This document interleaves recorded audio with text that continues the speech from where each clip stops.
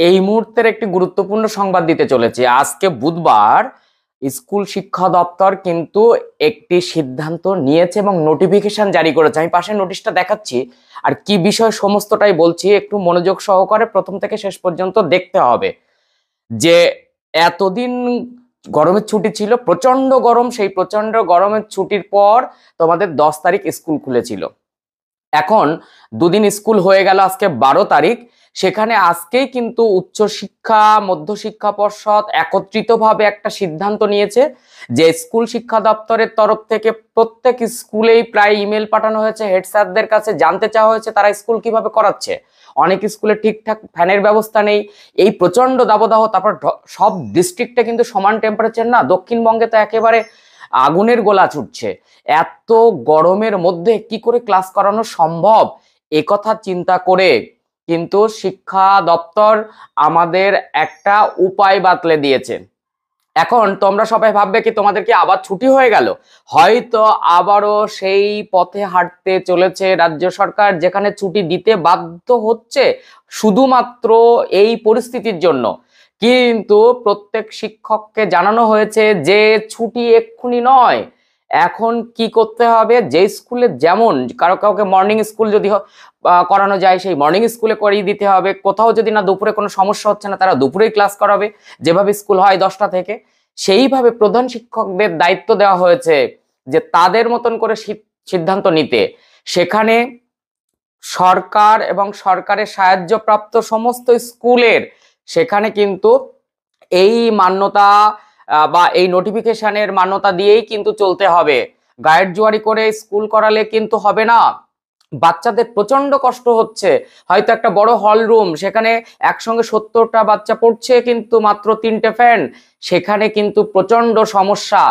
আমি তো বলবো রাজ্য সরকারের উচিত অবশ্যই আগে পরিস্থিতির দিকে নজর রেখে এই তীব্র দাবদাহে দক্ষিণবঙ্গের সমস্ত স্কুল ছুটি দিয়ে দেওয়া উচিত। কিন্তু সমস্ত পশ্চিমবঙ্গের পরিবেশকে মান্যতা দিতে গিয়ে আজকে দক্ষিণবঙ্গের এই সমস্ত বাচ্চাদের যারা স্কুলে যেতে পারছে না এবং স্কুলে প্রেজেন্টের হারও প্রচন্ড কম, সেখানে আমি কিন্তু বলবো অবভিয়াসলি মালভূমি অঞ্চল, দক্ষিণবঙ্গ, এই সমস্ত ডিস্ট্রিক্টগুলো কিন্তু অবভিয়াসলি ভীষণ দাবদাহের মধ্যে পড়ে গেছে। টেম্পারেচার মোটামুটি 40-এর কাছাকাছি, 42-43 পর্যন্ত আমি টেম্পারেচার শুনতে পাচ্ছি। কিন্তু ফিলিংসটা এত বেশি, যেখানে ঘামছি, আমরা প্রচুর ঘামছি, শুষ্ক নয় আর্দ্র, বৃষ্টির কোনো সম্ভাবনা নেই। সেই জায়গা থেকে অবভিয়াসলি স্কুল ছুটি দেওয়ার দাবি রইল আমার তরফ থেকে, আমার ছাত্রদের তরফ থেকে। তোমরা যদি সহমত হও অবশ্যই অবশ্যই কমেন্ট করো এবং শেয়ার করো। তার সঙ্গে শিক্ষা দপ্তরের এই সিদ্ধান্তকে স্বাগত জানাচ্ছি যে সেই স্কুলের হেডমিস্ট্রেস বা হেডমাস্টার মশাইদেরকেই দায়িত্ব দেওয়া হচ্ছে যে স্কুলে যদি দুপুরে ক্লাস করানো সম্ভবপর না হয় তাহলে মর্নিং এই ক্লাস করাতে হবে। এই ভিডিওটা করার সময় দেখো এখানে আমি প্রচন্ড ঘেমে যাচ্ছি, কারণ এখানে না ফ্যান চালাচ্ছি, এসি কিচ্ছু না, একদম তোমাদের সামনে যে স্বাভাবিক আবহাওয়াটা কেমন সেটা দেখানোর জন্য দেখো আমি পুরো ঘেমে গেছি। এইরকম ভাবে স্কুল করা এবং সকাল 10:30 থেকে বিকাল 4টে পর্যন্ত স্কুলে থাকলে অসংখ্য বাচ্চারা কিন্তু অসুস্থ হয়ে পড়বে। আর পড়াশুনো তো অবশ্যই করা দরকার, তার জন্য স্কুলে যাওয়া দরকার, কিন্তু নিজে বেঁচে তারপরেই তো বাচ্চাদেরকে বাঁচিয়ে তারপরেই তো সমস্ত কিছু। তো সেক্ষেত্রে অবভিয়াসলি আমার মনে হয়েছে শিক্ষা দপ্তরের এই সিদ্ধান্ত যথেষ্ট তাৎপর্যপূর্ণ এবং আমি চাই আগামী দিনে 2-1 দিনের মধ্যে সিদ্ধান্ত বদল করা হোক এবং ছুটি দিয়ে দেওয়া হোক। এই দক্ষিণবঙ্গের এই তীব্র দাবদাহের হাত থেকে অন্তত বাচ্চাদের বাঁচানো হোক। তারা ঘরের বাইরে যাবে কি করে, এই এই এটা এটা কিন্তু একটু মাথায় রাখা উচিত বা আমাদের মনে হয়েছে। আমি জানি না আমি ভুল ত্রুটি কিছু বলছি কিনা, আপনারা যদি সহমত হন অবশ্যই শেয়ার করুন, এত এত করে শেয়ার করুন যাতে এই খবরটা বিভিন্ন শিক্ষা দপ্তর বিভিন্ন জায়গায় ছড়িয়ে পড়ে এবং একটা আলোড়ন তৈরি হয়। আমি জানি অবভিয়াসলি পড়াশোনার ক্ষতি হচ্ছে, কিন্তু অনলাইন ক্লাস করানো যায়। করোনা কালেও কিন্তু আমাদের প্রচুর সমস্যা হয়েছিল, যার কারণে স্কুল একাধিক দিন মানে মাসের পর মাস বন্ধ ছিল, তবুও তো পড়াশোনা চালিয়ে নেওয়া গেছে। সেই জন্য তো রাজ্যের মুখ্যমন্ত্রী স্মার্টফোন দেওয়ার ব্যবস্থা করেছে, এবং তরুণের স্বপ্ন প্রকল্পে সামনে ক্লাস 11 যারা, তারা অবভিয়াসলি সেই সুবিধা পাবে এবং স্মার্টফোনে 10,000 টাকা পাবে।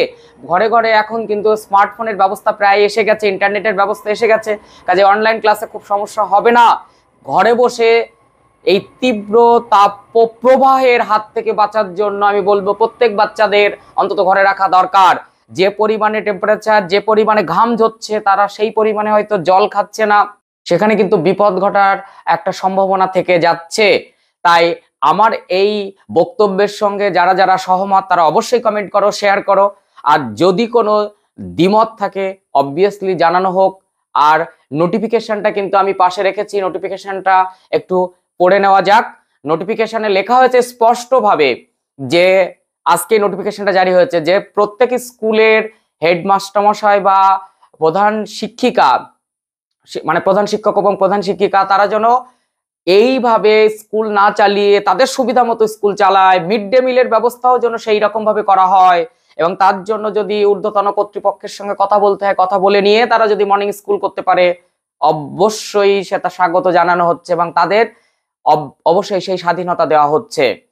কাজেই স্কুলের প্রত্যেক শিক্ষক মণ্ডলীদের, প্রধান শিক্ষক শিক্ষয়িত্রীদের আমি অবশ্যই আবেদন জানাচ্ছি, আমার তরফ থেকে নিবেদন থাকছে, আবেদন থাকছে, ছাত্রদের তরফ থেকে আবেদন নিবেদন থাকছে যে আপনারা ছাত্রদের সুবিধা, ছাত্রদের পরিস্থিতি, পরিবেশ এবং এখনকার এই তীব্র দাবদাহের এই পরিস্থিতি বিচার করে সঠিক সিদ্ধান্ত নিন, না হলে এই বাচ্চাগুলো প্রচন্ড কষ্ট পাবে এবং পাচ্ছে। দুদিন স্কুলে গিয়ে বুঝতে পেরেছে, অসংখ্য স্টুডেন্ট স্কুলে যাচ্ছেও না। সেই জায়গা থেকে এই তীব্র দাবদাহের হাত থেকে বাঁচার একমাত্র রাস্তা, ঘরের মধ্যে আটকে রাখতে হবে বাচ্চাদেরকে, যাতে তারা এই রোদ্রের মধ্যে ঘোরাফেরা না করে, রাস্তায় না বেরোয়। তো সবাই অবভিয়াসলি ভালো ভাবে থাকবে, সুস্থভাবে থাকবে, আর পর্যাপ্ত স্নান, তার সঙ্গে বাইরে যদি কোনো রকম বেরোতে হয় ছাতা ছাড়া বেরোবে না। সেই জায়গা থেকে হালকা পোশাক পরবে, সাদা পোশাক পরবে। আমিও দেখো সাদা গেঞ্জি পরে ভিডিও করছি, এখান থেকেও একটা অ্যাড্রেস দেওয়ার জন্য। তাছাড়া জল খাবে প্রচুর, প্রচুর পরিমাণে টক দই খেতে হবে। যেভাবে যে খাদ্যগুলো এই গরমে অবভিয়াসলি তোমাদের সুস্থ রাখবে তা কিন্তু অবশ্যই খেতে হবে।